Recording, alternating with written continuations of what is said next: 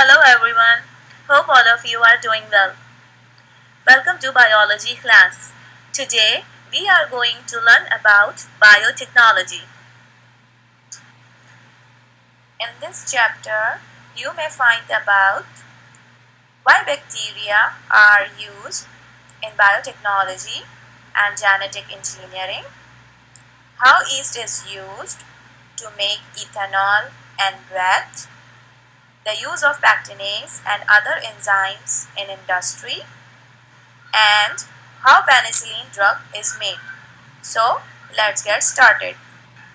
Before defining the biotechnology, I would like to tell you that biotechnology is actually consists of three words, that is bios, techno and logo.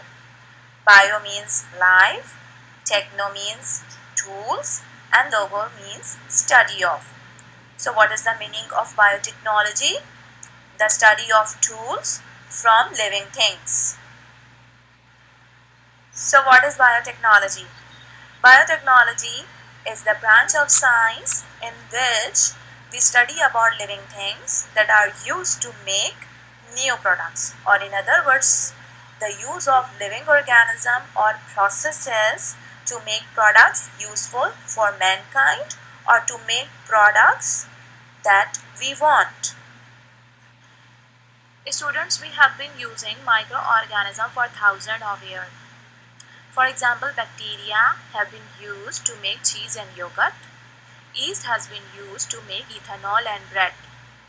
But at that time, people did not know that microorganisms are involved in this process.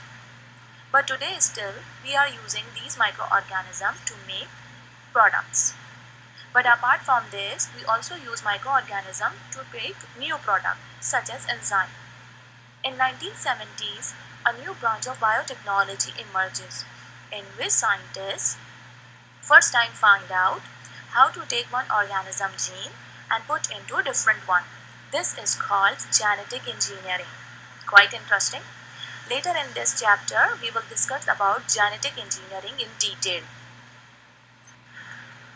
Biotechnology and genetic engineering often make use of microorganisms such as bacteria and microscopic fungus because of following reason. Because they are very small and easy to grow in the laboratory. They take very small space and reproduce quickly.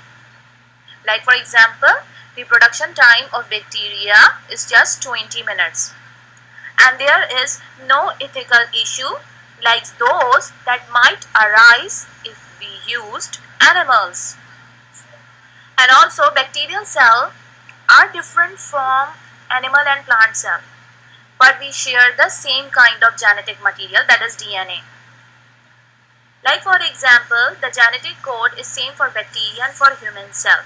So we can take a gene from human cell and place into a bacterial cell, and it will work to produce the human protein or the product of our choice.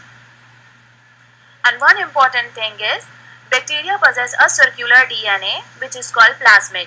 As I mentioned in the above point that we take a human gene and insert into a bacteria, actually we are inserting this gene in the circular DNA or in the plasmid. This is actually called genetic engineering. Yeast is a microscopic fungus and used to produce biofuel.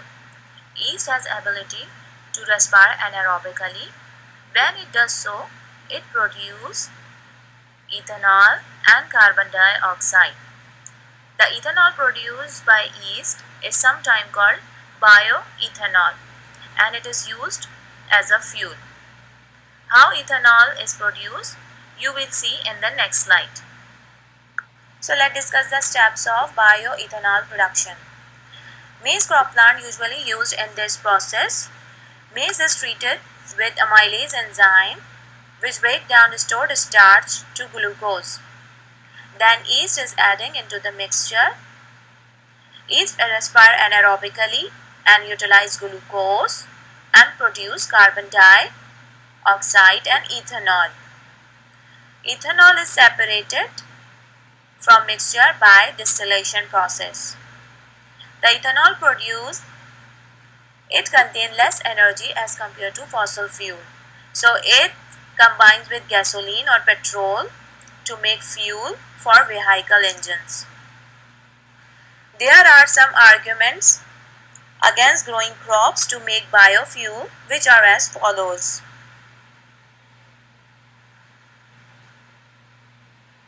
Maize crops take up land that could be used to grow crop for people, and using large quantity of maize and other crops to make biofuels put up their prices and making it more expensive for the people to buy food.